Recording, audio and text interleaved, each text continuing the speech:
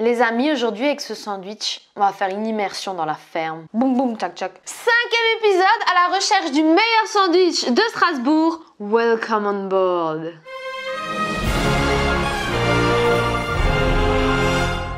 Bonjour à toutes et à tous les amis et bienvenue dans cette nouvelle vidéo. Vous avez maintenant l'habitude de me retrouver dans ce format de vidéo que j'apprécie tout particulièrement. J'adore les sandwichs. Eh bien venez avec moi les amis, aujourd'hui je vous emmène quartier de la Crutenot.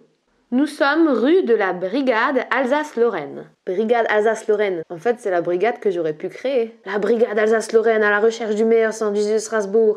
Go! Trêve de plaisanterie les amis, donc regardez, là on est au 7 rue de la Brigade Alsace-Lorraine. Loumol, la devanture de l'épicerie O. O, ça s'écrit OH tout simplement parce que c'est la première lettre de Olivia et Hugo. Sur la devanture, vous voyez, il y a plusieurs ardoises qui nous parlent des produits qui vous seront proposés à l'intérieur et, tenez-vous bien, de quelque chose qui va nous intéresser, à savoir des sandwichs. Les sandwichs ici, ils sont faits maison et ils sont faits minute. Quand vous rentrez dans l'épicerie, vous avez toutes les odeurs. Pourquoi? Eh bien parce que vous avez dans les vitrines le fromage, la charcuterie, qui embaume la pièce. Mon Dieu, qu'elle est belle! Mon Dieu, qu'elle est belle! Bref, les amis, laissez-vous porter par ces quelques images de la préparation du sandwich que nous allons tout de suite déguster.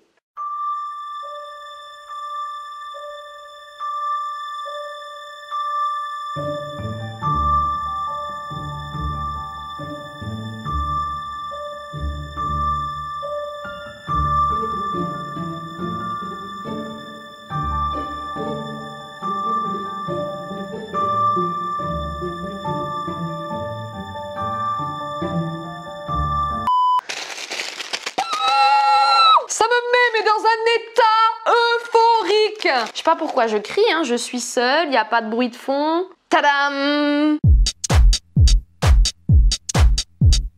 Maintenant j'arrête mes bêtises, ok? Et avant toute chose, parce que sinon je vais l'oublier, nous allons peser la bête. La célèbre Poucave. Ça me fait penser à un youtubeur que j'adore, il s'appelle Le Critiqueur TV.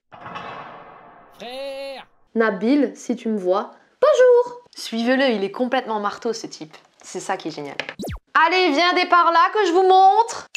Donc on va allumer ça. Tutoriel, comment utiliser une poucave. Hop, on ramène la poucave, on ramène. Elle piétonne. Vous allumez la balance en appuyant sur on.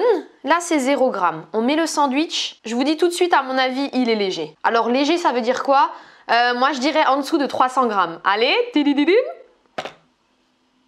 Oh là là, je suis trop forte. 259 grammes, les amis. Alors, on va tout de suite aller à l'intérieur du sandwich, comme d'habitude. Là, nous avons un pain traditionnel blanc. Il n'y a pas de graines dedans et il n'est pas fait que de la farine complète. On le verrait à la couleur, il me semble. Elle m'a informé que le pain venait d'un boulanger à Strasbourg. Quelques rues plus loin. C'est de l'ultra local.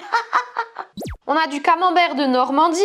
On a des cerneaux de noix et on a des tomates confites. Je suis désolée, je vous en dirai plus un peu plus tard, mais j'ai faim. J'ai croqué au milieu. Alors le pain n'est plus croustillant, mais ça c'est parce qu'il y a de l'humidité dehors. Hein. Je vous ai déjà parlé de ça. Faut qu'on parle du camembert. Il a une odeur forte. Il pue. Vous avez vu la forme du camembert, vous avez vu sa couleur. On est d'accord que c'est pas du tout le camembert que tu trouveras au supermarché. Alors en fait, Olivia et Hugo, ils ont pris le parti de ne revendre que des fromages qui sont faits au lait cru. Et du coup, ce ne sont que des fromages fermiers. Les multinationales, les grandes marques, en fait, ils s'embêtent pas à faire du lait cru. Donc c'est du lait qui va perdre ses nutriments. Ici, on aura tous ses nutriments et son caractère. Jamy va nous expliquer la différence. Le fromage au lait cru, d'abord, parce que le lait n'est pas chauffé. Le lait, jusque-là parfaitement stérile, est assailli par une multitude de bactéries. Elles sont indispensables à la formation des saveurs et des arômes au moment de l'affinage. Le fromage au lait pasteurisé, maintenant. L'opération consiste à chauffer le lait. Une bonne partie des bonnes bactéries disparaît également. Il est très difficile de reconstituer la microflore d'origine. Par conséquent, le fromage va perdre en saveur et en arôme. Il a moins de caractère. Moi, j'adore le fromage qui pue.